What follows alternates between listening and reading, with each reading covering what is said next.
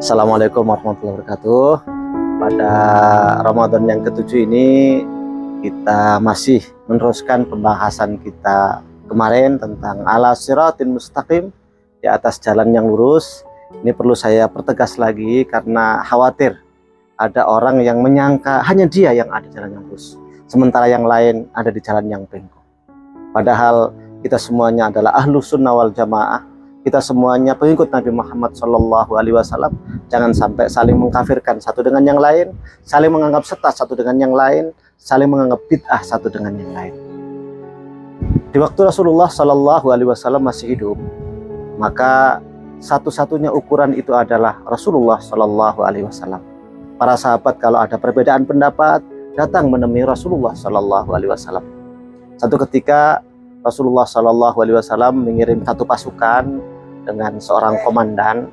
Ternyata komandan ini punya kebiasaan kalau ngimamin sholat itu baca Fatihah, baca surat, kemudian baca kulhu. Dan itu terus menerus di setiap rakaat yang jahar. Maka seorang prajuritnya melaporkan pada Rasulullah SAW karena menurut prajurit ini, sahabat ini melakukan sesuatu yang nggak dilakukan oleh Rasulullah SAW. Atau mungkin bahasa orang sekarang bid'ah, wa kullu bid'atin dolalah begitu. Makanya ketika mendapatkan laporan dari sahabat tadi, Rasulullah SAW memanggil komandan tadi, kemudian menanyakan hal itu dan benar, tapi Rasul nggak langsung membid'ahkannya. Beliau malah menanyakan, apa yang membuat kamu melakukan hal itu? Ya Rasulullah, aku mencintai qul huwallahu ahad. Maka ketika jawabannya seperti itu, beliau mengatakan, kecintaanmu itu memasukkan kamu ke dalam surga. Karenanya jangan gegabah menganggap orang itu sesat gara-gara mungkin Rasul nggak melakukannya. Tapi kita lihat bahwa Rasulullah SAW banyak ya menceritakan tentang hal-hal yang sifatnya umum general. Kemudian ada yang menentukan di satu waktu tertentu atau dengan cara tertentu. Maka mudah-mudahan kalau itu dilandasi karena kecintaan kepada Allah Subhanahu wa taala bisa memasukkannya ke dalam surga. Saya ulang lagi, di masa Rasulullah, referensi itu Rasulullah SAW, nggak ada yang lain. Tapi ketika Rasul wafat, kemudian kepemimpinan dipegang oleh Abu Bakar As-Siddiq radhiyallahu anhu, maka saat itu otoritas ada dalam tangan Abu Bakar As-Siddiq. Namun referensi dalam beribadah kepada Allah Subhanahu wa taala, referensi dalam takarub kepada Allah Subhanahu wa taala bukan hanya Abu Bakar. Kita lihat dalam beberapa tafsir, misalnya ada pendapat Ibnu Abbas radhiyallahu anhu, ada pendapat Ibnu Mas'ud radhiyallahu anhu, ada pendapat yang lainnya, banyak sekali pendapat-pendapat yang ada, dan Abu Bakar As-Siddiq tidak mengharuskan semuanya harus sama. Ini tandanya bahwa ala siratin mustaqim itu pokoknya mereka kembali pada Quran dan Sunnah, namun ada beberapa detail yang berbeda, nggak ada masalah. Itu di masa Abu Bakar. Di masa Umar hampir sama, tapi perbedaan semakin tajam. Di masa Utsman bin Affan semakin luas, bahkan setelah Khulafaur Rasyidin perbedaan pendapat pun semakin banyak. Bahkan kemudian kita kenal ada madhab Imam 4 yang terkenal di kalangan kaum muslimin. Ada perbedaan-perbedaan yang terjadi di kalangan mereka, sampai pada perbedaan yang kita bahas pada pembahasan kali ini tentang surat Yasin misalnya. Ada yang mengatakan bahwa membaca Al-Quran dan menghadiahkan bacaannya untuk orang yang meninggal, ini pun perbedaan pendapat cukup tajam di kalangan para ulama. Tapi sekali lagi, kita bukan ulama dan para ulama sudah berbeda pendapat, maka bagi yang mengikuti ulama ini silahkan ikuti, bagi yang tidak juga silahkan menghargai yang lain. Kita saling menghargai satu dengan yang lain. Mungkin kalau saya membuat satu perumpamaan, dan mohon maaf ini di bulan Ramadan, tapi saya mencontohkannya contoh makanan karena makanan ini agak unik cara pembuatannya, yaitu kue donat. Misalnya saya membuat sebuah kue donat yang terkenal di mana-mana dan akhirnya pesanan sangat banyak. Namun kalau saya garap sendiri nggak mungkin. Maka saya mengambil beberapa pegawai, saya ajarkan, saya pantau bagaimana cara bikin kue donatnya. Namun tetap saja karena permintaan lebih luas lagi, tidak bisa tercover semuanya. Akhirnya banyak permintaan agar saya menulis resep pembikinan kue donat. Katakanlah saya bikin buku resep pembikinan kue donat khazin misalnya.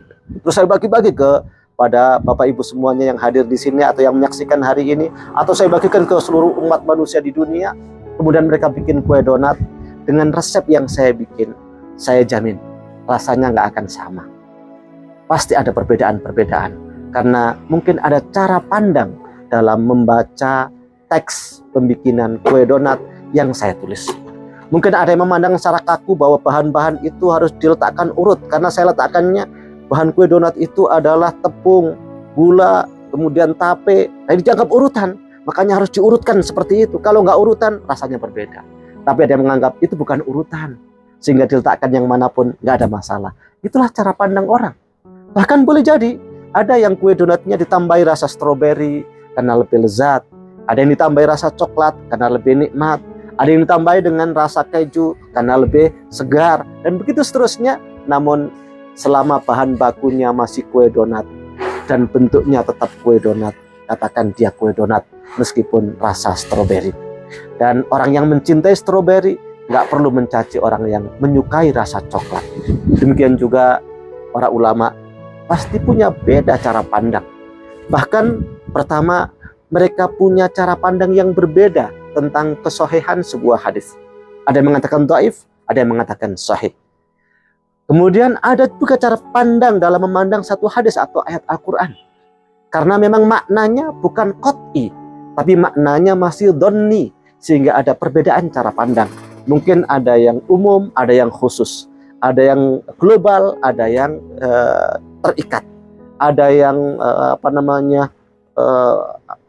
istilahnya bebas banget, ada yang terperinci, dan begitu seterusnya. Bahkan ada yang nasih dan mansuh, ada yang mentarjihnya dengan pendapat seperti ini, ada juga yang mentarjihnya dengan pendapat yang lain. Karena itulah perbedaan-perbedaan itu sangat mungkin terjadi. Bahkan satu lafaz kadang-kadang dalam bahasa Arab memiliki satu atau dua, bahkan lebih dari dua makna.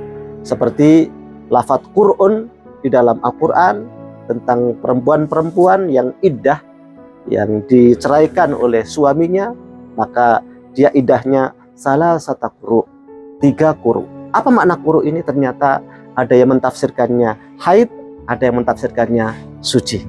Dan nggak ada masalah, hendaklah saling menghargai satu dengan yang lain. Karena itu ala siratin mustaqim, jangan dianggap hanya satu cara. Yang terpenting tetap mengakui Quran dan Sunnah sebagai rujukannya, sebagai referensinya. Cara merujuknya, ada yang menggunakan kaidah ulama ini, ada yang menggunakan kaidah ulama ini, ada yang menggunakan madhab ini, ada yang menggunakan madhab itu. Silahkan saling menghargai satu dengan yang lain, dan insya Allah semuanya ala siratin mustaqim. Aku qauli hadza wa astaghfirullahi wa lakum innahu huwal ghafurur rahim. Wassalamualaikum warahmatullahi wabarakatuh.